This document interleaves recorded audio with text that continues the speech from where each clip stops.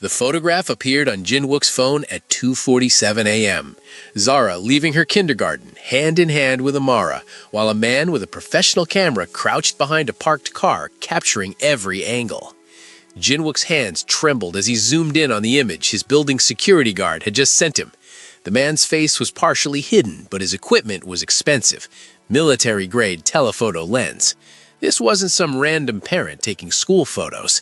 This was surveillance. Jinwook sat up in his small studio apartment in Hongdae, the mattress on the floor creaking under his weight. 18 months had passed since he'd walked away from everything. His CEO position, his mother's empire, the penthouse life he'd known for 38 years. 18 months of proving himself as Zara's father. 18 months of 3 p.m. bookstore visits and weekend park trips, and slowly, carefully rebuilding trust with Amara. 18 months of peace that was apparently ending right now. His phone buzzed again. Amara's name flashed across the screen, and a voice came through panicked and breathless. "Jinwook, someone was taking pictures at Zara's school today. A man with a camera. When I confronted him, he ran. He got into a black sedan with tinted windows. Government plates. I got the principal to check security footage, but the angle was wrong. We couldn't see his face clearly." "I know. My security contact just sent me photos. Professional equipment. This wasn't accidental, Amara." "Who would—" She stopped mid-sentence. They both knew who. There was only one person with the resources, the motivation, and the patience to wait 18 months before striking. "Your mother." "I don't know for certain, but—" "Jinwook, Sarah asked me why the man was taking pictures. She asked me if we did something wrong. She's 5 years old, and she's scared." Amara's voice cracked. "I thought we were past this. I thought we were safe." If you think the last 18 months were their happy ending, you don't know Korean family drama. And if you're already hooked on this story, hit that subscribe button right now, because part 3 is going to destroy you in ways you can't imagine. Trust me, you'll want notifications turned on for what's coming. The real war was just beginning, and this time, the enemy knew exactly where to strike. But wait, before we continue, can I ask you a question? Where in the world are you watching from? It's so amazing seeing how these stories connect us all. Now, let's continue. K Afro Tales. The weak will become strong one day. "I'm coming to the bookstore," Jiwook said, already pulling on clothes. "Don't open the store today. Keep Zara inside. I need to figure out what's happening." "It's 4 a.m., Jiwook. You don't need to. Someone is watching our daughter. Yes, I need to come. Now." He arrived at the bookstore 47 minutes later, still dark outside, the streets of Itaewon nearly empty, except for the last drunk stragglers stumbling home. The bookstore's security light illuminated the small apartment window above where he could see Amara pacing, phone pressed to her ear. She buzzed him in immediately. Upstairs, Zara was asleep on the couch, her stuffed rabbit clutched to her chest, completely unaware that her entire world was about to shift again. Amara had dark circles under her eyes. She hadn't slept. "I called the school," she whispered, gesturing for Jiwook to follow her into the tiny kitchen so they wouldn't wake Zara. "The principal said she'll review all security protocols. But Jiwook, that man knew exactly when school ended. He knew which gate we use. He knew where to position himself for the best angles. This wasn't random." Jiwook pulled up the photos on his phone, spreading them across the small kitchen table. 6 different images, different angles, professional composition. The man had been following them for a while. This wasn't his first surveillance run. "We need to hire private security, for you and Zara, someone to walk you to and from school, someone at the bookstore during business hours." "With what money?" Amara's laugh was bitter. "Jiwook, I can barely afford rent. The bookstore makes enough to keep us fed and housed, but private security? That's your old life. That's not our life anymore." "Then I'll get the money." "How? You work at a startup educational technology company making 1/5 of what you used to make. You live in a studio apartment. You're not—" She stopped herself, but the truth hung between them anyway. "You're not that man anymore. You're not the billionaire who can throw money at problems until they disappear." "I'll figure it out," Jiwook said, jaw tight, "because I'm not letting someone threaten my daughter. I lost 4 years of her life because I was too weak to stand up to my mother. I'm not losing more." The words settled between them like stones. Amara studied his face, the exhaustion, the determination, the quiet fury of a father who'd already sacrificed everything once and was preparing to do it again. "We don't even know for certain it's your mother," Amara said quietly. "It could be. Who else? Who else has the resources to hire professional surveillance? Who else has a reason to destroy us now, after we've built something stable?" Jiwook's voice rose slightly, and they both glanced toward the couch where Zara stirred but didn't wake. He lowered his voice again. "She's been silent for 18 months. Not a single phone call, not a single message. I actually started to believe she'd moved on. But silence isn't acceptance. It's strategy." Amara wrapped her arms around herself, suddenly looking smaller than Jiwook had ever seen her. "So what do? We document everything. Every strange encounter, every odd phone call, every person who seems too interested in Zara. We build a case so that if this escalates, we have evidence." "And then what?" "Jiwook, your mother controls half of Seoul's legal establishment. She has politicians in her pocket. She made you disappear from your own company in 72 hours. What makes you think we can fight her?" "Because this time, I know what matters," Jiwook said, reaching across the table to take Amara's hand. She didn't pull away. "Last time, I chose wrong. I chose my mother's approval over you, over our marriage, over the truth. I lost 5 years because I was a coward. I'm not making that mistake again." The words hung in the small kitchen, illuminated only by the dim overhead light. Through the window, Seoul was beginning to wake. Delivery trucks rumbling past, early morning joggers, the city that never fully slept, preparing for another day. "I'm scared," Amara whispered. "I built this life from nothing. The bookstore, raising Zara alone, learning to trust you again. And now someone's taking pictures of my daughter like she's some kind of target, like we're interesting because we exist. I hate this, Jiwook. I hate feeling watched." "I know. I'm scared too." It was the first time Jiwook had admitted that out loud. For 18 months, he'd been the steady one, the one who showed up at 3 p.m. every day without fail, the one who made terrible pancakes on Sunday mornings and read bedtime stories with all the character voices, the one who'd rebuilt his entire life around being present. But now, staring at surveillance photos of his daughter, he was terrified. "Dad?" A small voice from the living room. Both adults froze. Zara stood in the doorway, rubbing her eyes, her hair a mess of curls that hadn't been combed before bed. "Why are you here so early? It's still dark outside." Jiwook forced a smile, pushing the photos face down on the table before Zara could see them. "I missed you, sweetheart. Couldn't sleep. Thought maybe we could make breakfast together before school." "Really?" Zara's face lit up despite the early hour. "Can we make the dinosaur pancakes?" "We can make whatever you want." Zara ran over and climbed into Jiwook's lap with the easy affection of a child who'd never known him as anything other than dad. She smelled like children's shampoo and the lavender laundry soap Amara used. She was warm and solid and real, and Jiwook held her tighter than usual. "Dad, you're squishing me," Zara complained, but she was giggling. "Sorry, sweetheart. Just really happy to see you." "You saw me yesterday." "I know, but I'm still happy." Amara watched this exchange with an expression Jiwook couldn't quite read. Soft, sad, grateful, terrified, all at once. This was what they'd built together over 18 months. This easy morning affection, this family dynamic that felt almost normal, and someone was threatening it. They made dinosaur pancakes. Jiwook had gotten better at cooking over the past year and a half, necessity when you're trying to prove you're a competent parent. The Triceratops pancake only looked slightly deformed. Zara ate it anyway, chattering about show and tell at school tomorrow where she was bringing her fossil collection. Normal. Everything looked so perfectly normal. A father making breakfast with his daughter, a mother washing dishes and laughing at their terrible pancake shapes, morning sunlight streaming through the small kitchen window. But Jiwook couldn't stop thinking about the photographs, couldn't stop calculating risk factors, couldn't stop wondering when the next attack would come. It came 3 days later.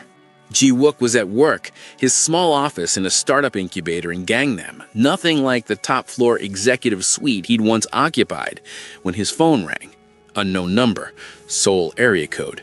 He almost didn't answer. Mr. Han Ji-wook, a woman's voice, professional, cold.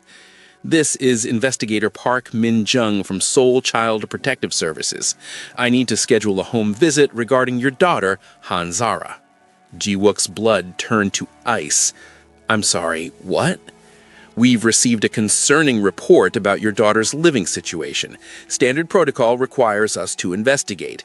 I can come to Miss Williams' residence this Friday at 2 p.m., or we can schedule for early next week. What kind of concerning report?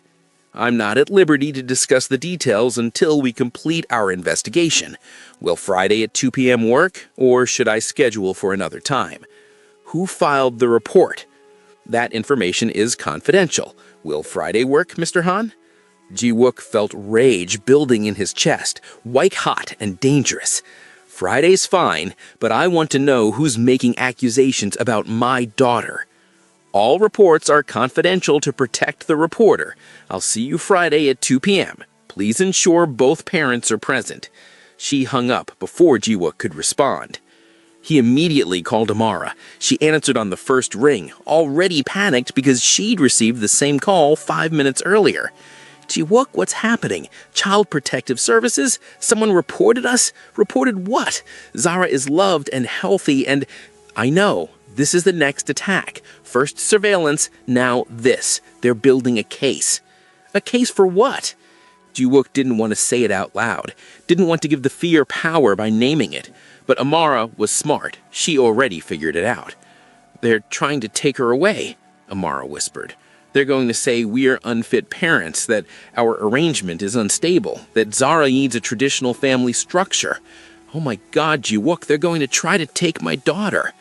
Our daughter, and I won't let them happen.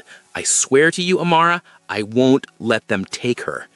You couldn't stop them from taking your company. You couldn't stop them from freezing your trust fund. You couldn't stop them from destroying your reputation. How are you going to stop them from taking Zara?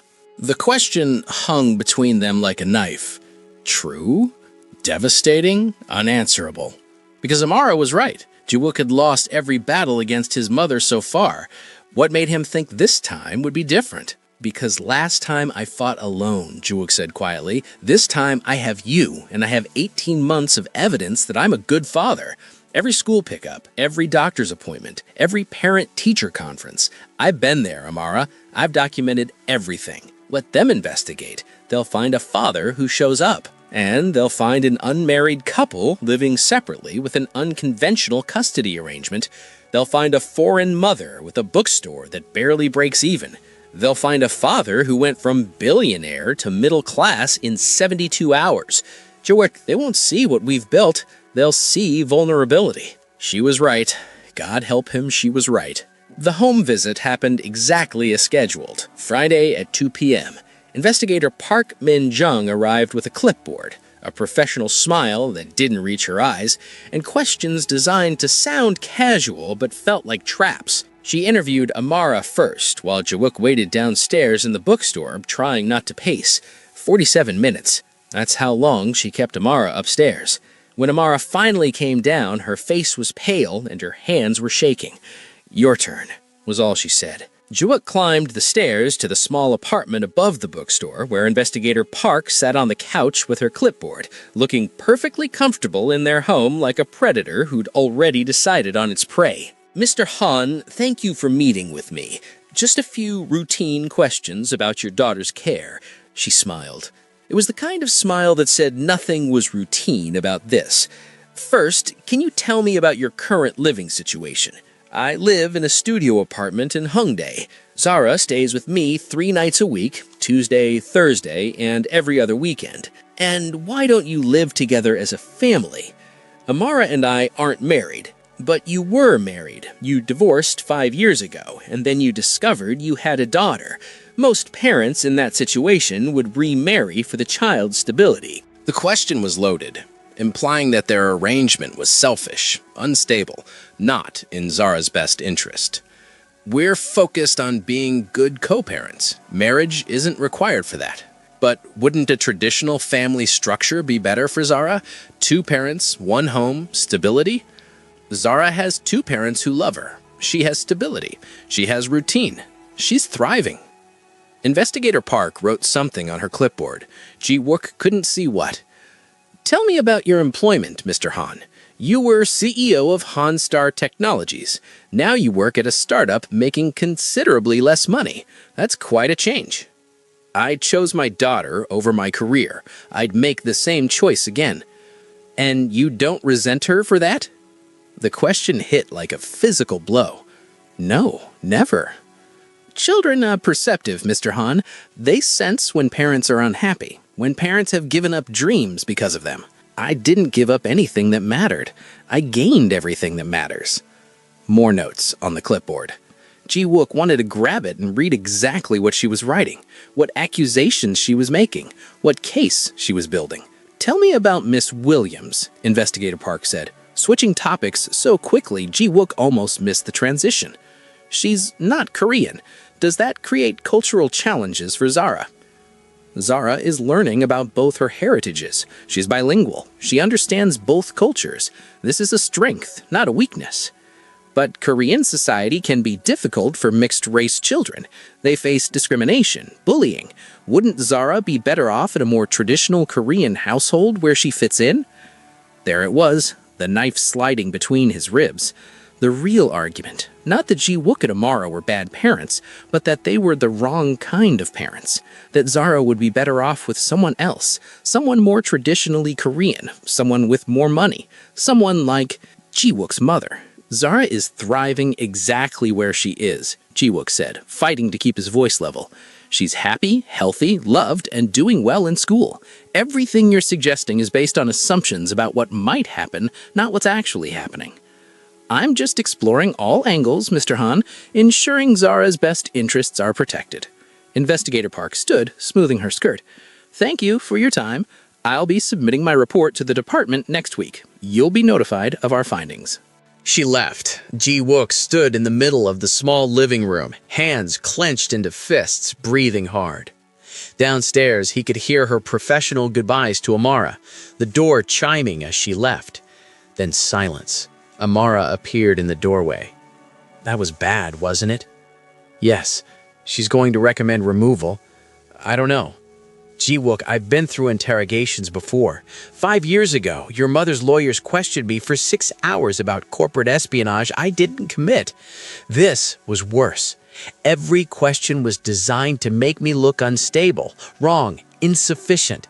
She asked about my visa status, about my income, about why I'm not married to you, about whether Zara has her own room in both places, about whether you've ever been violent, about whether I leave her alone.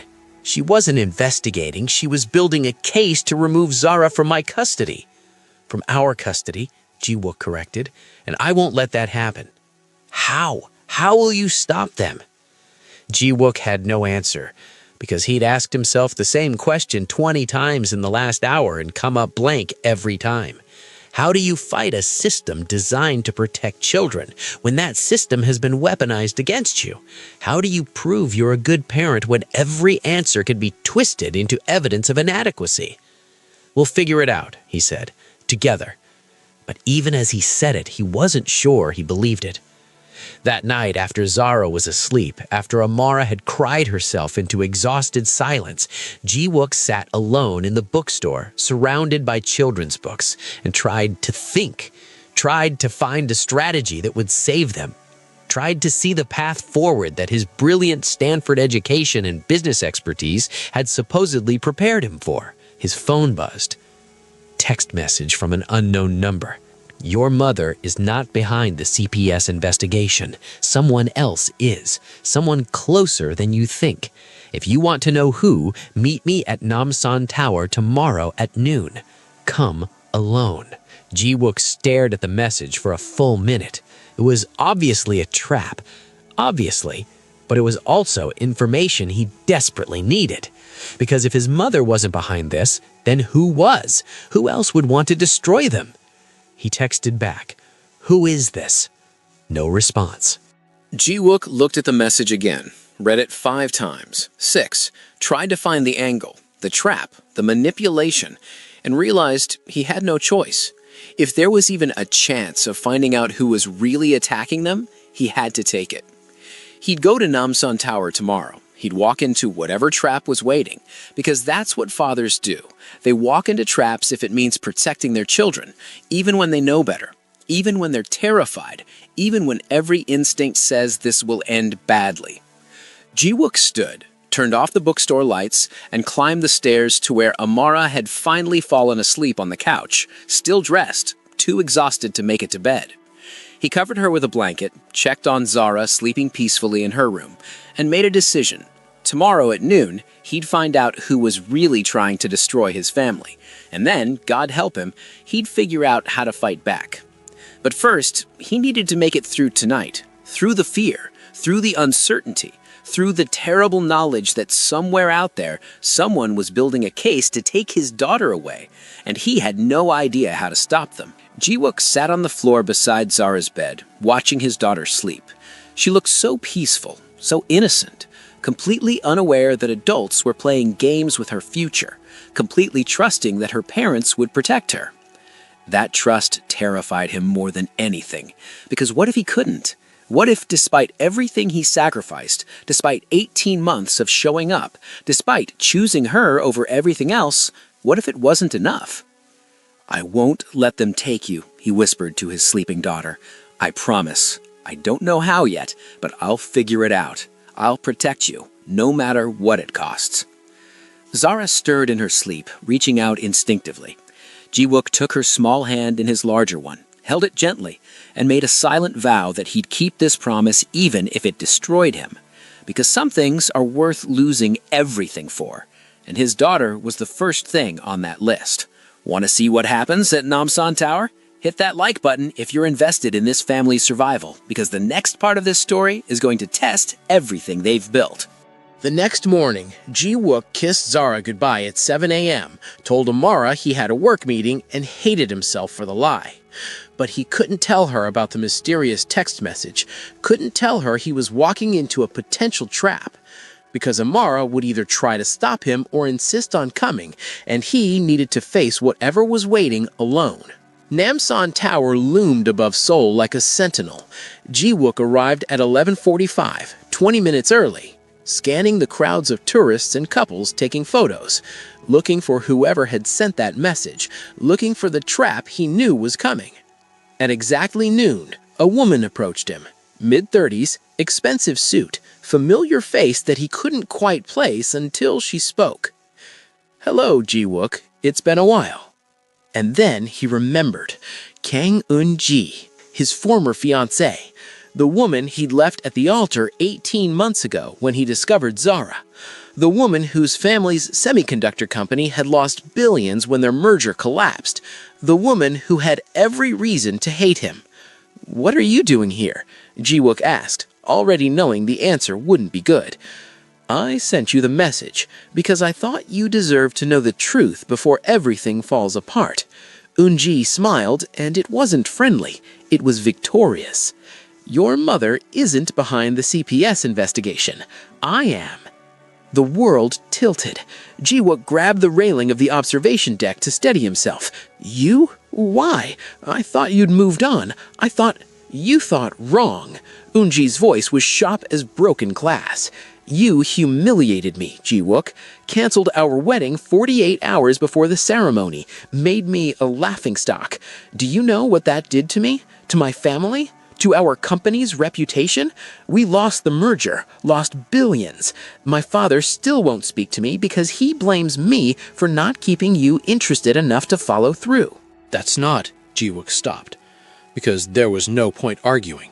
In Unji's world, in his former world, that's exactly how it looked. He'd humiliated her, cost her family billions, made her the woman who couldn't keep her man even when marriage meant corporate empire building. "So, I decided to return the favor," Unji continued, her voice calm now, clinical. "I couldn't destroy you financially. Your mother already did that. Couldn't destroy your reputation. Again, your mother. But I could destroy the one thing you actually care about, your little family, your bookstore girlfriend, your mixed-race daughter who doesn't quite fit anywhere." Ji-wook lunged forward, and Unji stepped back quickly, raising her hands. "Don't," she said. "There are cameras everywhere. and assaulting me would just prove you're unstable, which is exactly what my report to CPS suggested. You filed the report? I filed the initial anonymous concern, but I also did more than that. Unji pulled out her phone, showed Jiwook a photograph. Him and Amara arguing outside the bookstore 3 weeks ago. I've been documenting everything. Every time you and Amara fight, every time Zara looks sad, every time your co-parenting arrangement looks chaotic, building a case that she'd be better off with a stable, traditional Korean family. A family like yours? No, a family like your mother's. Unji smiled at Jiwook's expression. Oh, you didn't know? Your mother and I have been talking. We both want the same thing, for you to come back where you belong. You can't run a technology empire from a startup incubator. You can't be the heir we need while playing house with your ex-wife. So, we're motivating you. By threatening to take my daughter? By showing you that your current path leads nowhere. Zara would thrive with your mother's resources. Best schools, best doctors, best everything. You know this, Jiwook. You're smart enough to see that your pride is hurting that little girl. She could have everything. Instead, she has a tiny apartment and a bookstore and parents who aren't even together. Jiwook felt rage building, white-hot and dangerous. Zara has parents who love her. That's worth more than anything my mother could give her. Is it? Unji asked. Is it worth more than security, stability, opportunity? Because CPS doesn't think so. Their preliminary investigation shows significant concerns about your arrangement. Miss Williams' visa status is questionable. Your financial situation is unstable. You're living separately in inadequate housing. Zara would be better off with your mother. And guess who's first in line for custody if you and Miss Williams are deemed unfit? She can't just take her. Actually, she can. As Zara's biological grandmother with unlimited resources and a spotless reputation, she's the perfect custodial guardian if you two are found to be inadequate. And trust me, Jiwook, we're building a very compelling case for inadequacy. Jiwook wanted to throw Unji off Namsan Tower, wanted to scream, wanted to hit something. Instead, he forced himself to breathe, to think, because rage wouldn't save Zara, only strategy would. "What do you want?" he asked. "I want you to come home, resume your position at Handstar Technologies, marry me like you were supposed to 18 months ago, merge our companies. Your mother will drop the custody case. Zara stays with you and Miss Williams. Everyone wins. Except I have to give up everything that matters to marry a woman I don't love for a company I don't want." "Yes, exactly." Unji stepped closer. "But look at it practically, Jiwook. You can see Zara whenever you want. You'll have the resources to give her everything. Your mother will back off. Miss Williams keeps her daughter. The alternative is that Zara goes to your mother full-time, you have supervised visitation, and Miss Williams gets deported because her visa status collapses under legal scrutiny. Which option sounds better?" Jiwook stared at her. At this woman he'd almost married. At this woman who was threatening to destroy his daughter's life to get revenge for a canceled wedding. And he realized something terrible. She wasn't wrong about the power dynamics. She and his mother had all the cards, all the resources, all the legal leverage, and he had nothing except love, which wasn't enough, had never been enough, would never be enough in a world where power and money mattered more than anything else. "I need time to think," Jiwook said. You have 48 hours. After that, the final CPS report gets filed. And trust me, Jiwook, you don't want to read what it says. Unji turned to leave, then paused. "Oh, and don't bother telling Miss Williams about this conversation. I have recordings of everything. If she tries to interfere, I'll use them to prove she's coaching Zara to lie to investigators. So this is between you and me. Make the right choice." She walked away, disappearing into the crowd of tourists taking selfies against Seoul's skyline. Jiwook stood alone at the railing, looking out at the city he'd once commanded from the top floor of Handstar Technologies, the city that had once been his kingdom, the city that was now his prison. He pulled out his phone, called the one person who might be able to help him find a way out of this, his former chief counsel at Handstar, the only person from his old life who'd stayed loyal after his fall from grace. "Kim Jun-soo, I need a lawyer. The best family law attorney in Seoul. Money is no object." There was a long pause. "Jiwook, how are you going to pay for the best family law attorney in Seoul? You're working at a startup. You have maybe 2 million won saved." "I'll figure it out. I need someone who can fight my mother and Kang Industries simultaneously, someone who can't be bought or intimidated. Does that person exist? Another pause, longer. Maybe. There's one attorney who's never lost a custody case against the Chables, Lee Sun-hee. She's expensive, brutal, and she hates corporate dynasties. But Ji-wook, her retainer alone is 200 million won. That's money you don't have. 200 million won. Nearly $200,000. For Ji-wook's old life, that was pocket change. For his current life, that was impossible. Utterly impossible. Get me a meeting with her anyway. Today, if possible. I'll figure out the money. He hung up, stared at his phone, started making mental calculations of everything he owned. The studio apartment, rented, not owned. His car, a 10-year-old Hyundai worth maybe 10 million won. His savings, barely 2 million won. His stocks in Hanstar Technologies, technically worth 40 billion won, but voting rights suspended and unsellable without board approval. He had nothing, was worth nothing, could offer nothing. Except one thing. Ji-wook opened his blocked contacts, found his mother's number, stared at it for 97 seconds, then hit dial before he could change his mind. She answered on the third ring. So, you finally come to your senses. I need money. 200 million won. Today. For what? Lawyer fees. Someone's trying to take Zara. Someone you're working with. I need to fight back. His mother laughed. Actually laughed. You think I'm going to give you money to fight against myself? Ji-wook, you're not stupid. Don't act like it. Then what do you want? Tell me what you want and let's negotiate. I want you home. I want you running Hanstar Technologies like you were born to do. I want you married to Unji. I want that granddaughter of mine raised properly in the Han family, not in some bookstore apartment with a foreign woman who couldn't even keep you 18 months. Amara didn't leave me. I left you. Same result. You're alone, broke, and desperate. Perfect conditions for coming home. So here's my offer. Come back to Hanstar, marry Unji, bring Zara into the family. Miss Williams can visit whenever she wants. Everyone wins. Except Amara loses her daughter. She keeps her daughter, just not full-time. Shared custody. Very modern, very progressive. She should be grateful I'm offering anything at all. Ji-wook closed his eyes. 48 hours. That's all the time he had to decide between two impossible choices. Surrender everything he'd fought for and become his mother's puppet again, or risk losing Zara completely. I'll think about it, he said. Don't think too long. The clock is ticking. And, Ji-wook, I've missed you. Your office is exactly how you left it, waiting for you to come home. She hung up. Ji-wook stood at Namsan Tower for another 30 minutes, trying to find a third option, a way out, a strategy that didn't involve total surrender or total loss. But every scenario ended the same way. He didn't have enough power, enough money, or enough leverage to fight both his mother and the Kang family simultaneously. He'd sacrificed everything 18 months ago, thinking it would be enough, thinking love would be enough, thinking being a good father would be enough. He'd been wrong. And now his daughter would pay the price for his naivete. Ji-wook walked back to the bookstore in a daze. Amara was helping Zara with homework at the kitchen table when he arrived. They both looked up, and Amara immediately knew something was wrong. What happened?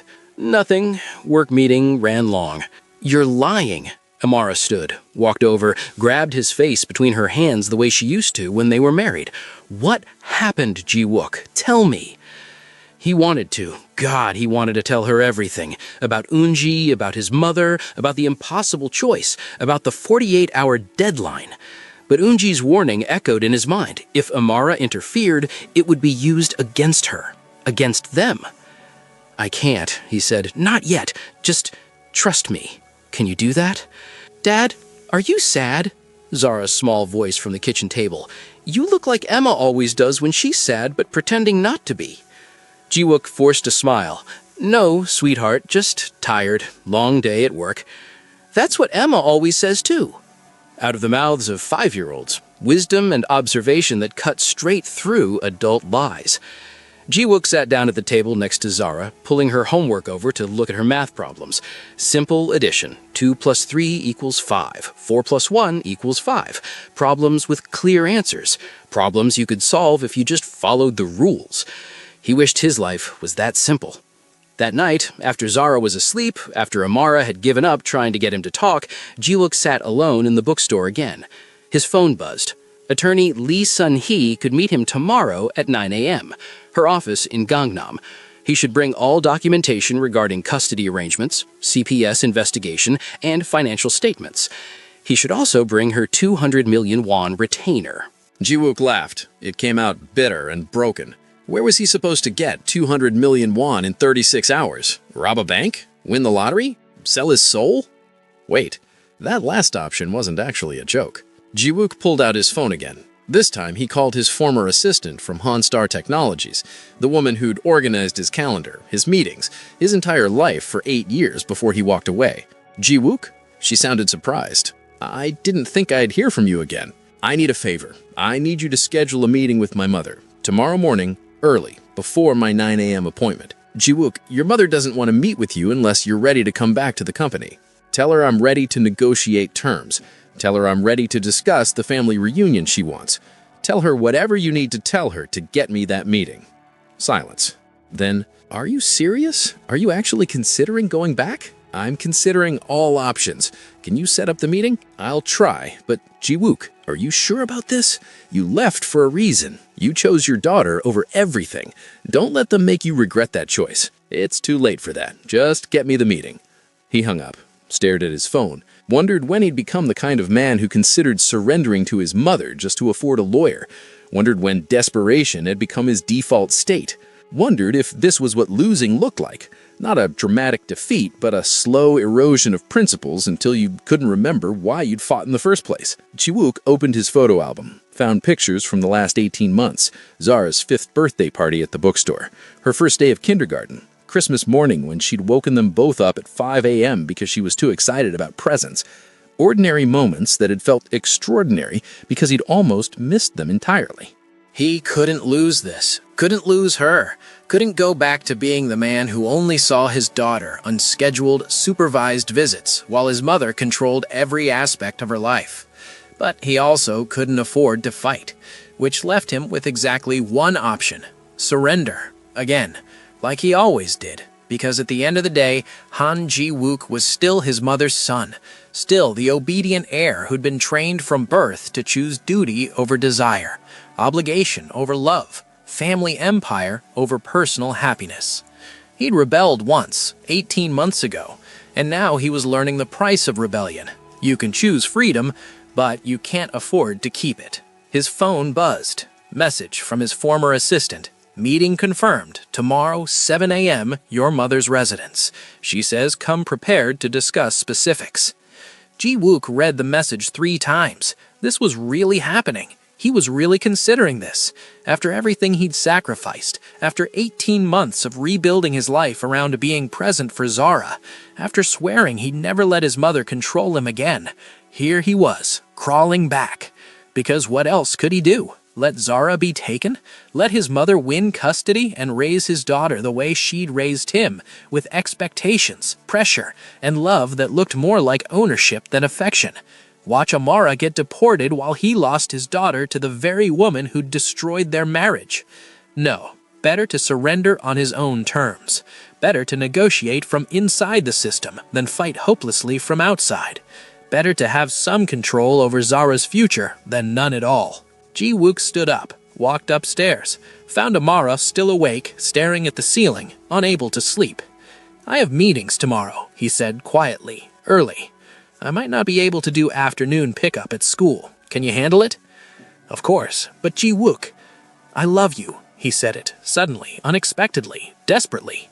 I need you to know that. Whatever happens tomorrow, whatever decisions I have to make, it's all because I love you, and I love Zara, and I will do anything to keep this family together, even things you might hate me for.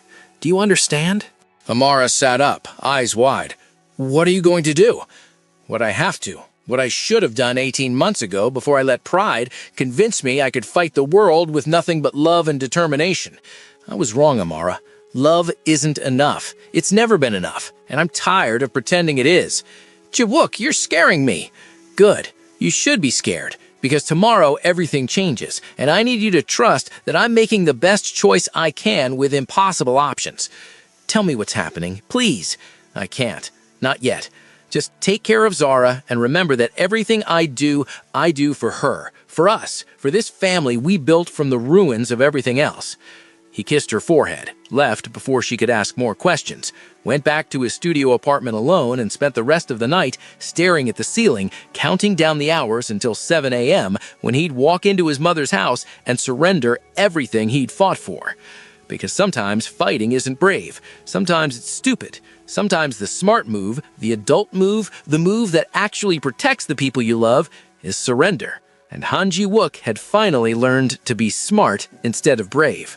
The clock hit midnight, 48 hours until Unji filed her final CPS report, 36 hours until he lost everything, 7 hours until he begged his mother to take him back, 7 hours until he became his father's son again, his mother's puppet, the heir who'd finally learned his lesson about rebellion. 7 hours until he proved that the last 18 months had been a beautiful delusion, that you can't escape family empires, that duty always wins over love, that people like him don't get happy endings, they get obligations. Ji-wook closed his eyes and tried to sleep. Failed. Tried to pray even though he wasn't religious. Failed at that too.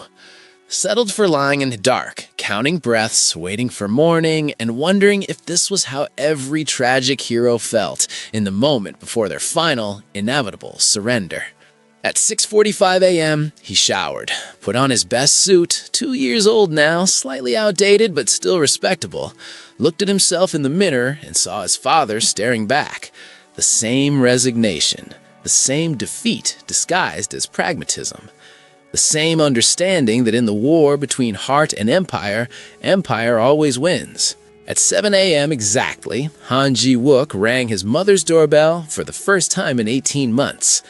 The door opened immediately. His mother stood there, perfectly composed, perfectly groomed, perfectly victorious. "Welcome home, son," she said. And Ji-wook walked through the door, back into the life he'd tried so hard to escape, surrendering everything he'd fought for, because that's what fathers do. They make impossible sacrifices so their daughters don't have to, even when those sacrifices break them completely, even when it means losing themselves to save their families, even when they know, absolutely know, that they'll hate themselves forever for making this choice. The door closed behind him, and the trap snapped shut. If you need to know what happens when Ji-wook makes his final choice, make sure you're subscribed, because Part 3 will show you exactly what surrender costs and whether any family can survive it. What do you think would happen next? Do you think this story needs more episodes? And do you think Ji-wook and Amana would eventually overcome this war? Let me know your thoughts in the comments section. K Afro Tales. The weak will become strong one day.